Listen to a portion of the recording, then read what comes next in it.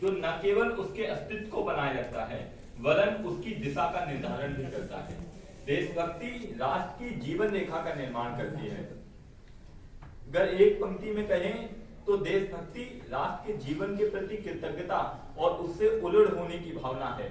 ऐसी भावना जिसके लिए पास लिखते हैं कि भारत हम सभी के सम्मान का सबसे महान शब्द, जहां कहीं भी प्रयोग होता है बाकी सारे शब्द अर्थहीन हो जाते हैं। देशभक्ति का मतलब अलग अलग देशकाल परिस्थितियों में हर मन विचार मस्तिष्क के लिए अलग अलग हो सकता है, लेकिन अगर संक्षेप में कहा जाए तो आज पूरा देश पूरे लाम पर है, जो जहां पर है वतन के काम पर है। और राष्ट्र निर्माण देशभक्ति की इसी भावना का साकार रूप है। यानी राष्ट्र निर्माण का मतलब ऐसे समावेशी विकास से है जिसमें देश का हर एक नागरिक अपना हिस्सा महसूस करता हो। संसाधनों का बंटवारा कुछ इस तरह से किया जाए कि गांव शहरों से बहुत दूर ना हो और विकास राजधानियों तक सिमट कर न रह जाए। संपूर्ण क्रांति के दौर में जयप्रकाश ने राष्ट्र निर्माण के 7 पहलुओं की बात की थी।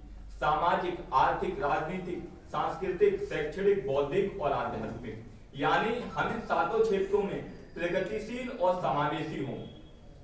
हम इन 7 क्षेत्रों में प्रगतिशील और समावेशी हों, जिसके लिए जरूरी शर्त यह है कि हम अपनी आध्यात्मिक क्षमता, बौद्धिक बल, राष्ट्रीय एकता और पुनरुद्धार की शक्ति को पहचानें। सबका साथ, सबका विकास, सबका विश्वास और सबका प्रयास, इसी उद्देश्य के लिए एक नारा, एक संकल्प और इससे भी बढ़कर राष्ट्र निर्माण की एक शैली है।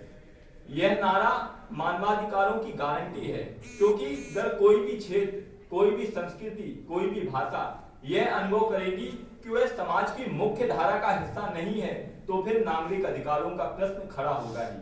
आजाद भारत ने अपनी 75 सालों की यात्रा में देश की सरकारों, प्रतिनिधिमूलक संस्थाओं और नागरिकों के सामूहिक प्रयास की बदौलत विकास को समावेशी बनाने के लिए, हर एक नागरिक को सम्मानित जीवन देने के लिए और अंतिम नागरिक तक जरूरी संसाधनों की पहुंच सुनिश्चित कराने के लिए बड़े स्तर पर प्रयास किए हैं। और ये प्रयास एक सीमा तक सफल भी हुए हैं। जब ये देश आजाद हुआ था तब छोटी छोटी रियासतों में बटा था। सांप्रदायिक दंगों की आग इसे चारों ओर से जला रही थी।